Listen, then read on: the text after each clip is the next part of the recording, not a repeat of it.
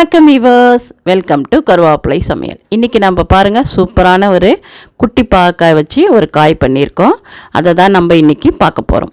ஒரு பாண்ட்லி வச்சுக்கோங்க, ஒரு கரண்டி எண்ணெய் விட்டுக்கோங்க, அதுக்கு தேவையான கடுகு போட்டுக்கோங்க, தேவையான சீரகம் போட்டுக்கோங்க. அது வெடித்த உடனே வெங்காயத்தை நல்லா சீவி வச்சுக்கோங்க. நறுக்கிறத விட சீவிட்டால் டேஸ்ட் ரொம்ப நல்லாயிருக்கும். சீவி வச்சுக்கோங்க வெங்காயத்தை, அதை கொஞ்சம் வதக்கிடுங்க.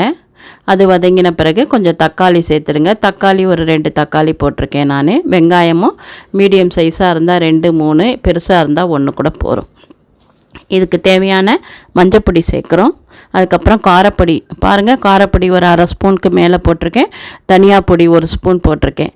அப்புறம் நம்ம அந்த 1/2 கிலோ பாகக்காய், குட்டி பாகக்காய், இது பன்னீர் பாகக்கான்னு சொல்கிறாங்க. இதை நான் குட்டி குட்டியாக அழகாக நறுக்கி அந்த 1/2 கிலோவை சேர்த்துருக்கேன். அப்படியே கிளறணும், அடியிலேருந்து மேலே கிளறி அதை அந்த எண்ணெயிலேயே வெந்துடும். இப்போ தேவையான உப்பு போட்டோம், கொஞ்சம் காரம் போட்டு மூடி வைக்கிறோம்.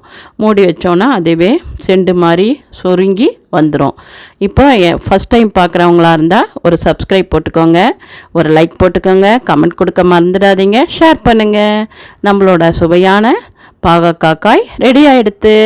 எப்பவும் போல் ஆரோக்கியமாக சாப்பிடுவோம், ஆரோக்கியமாக இருப்போம். நன்றி, வாழ்த்துக்கள்.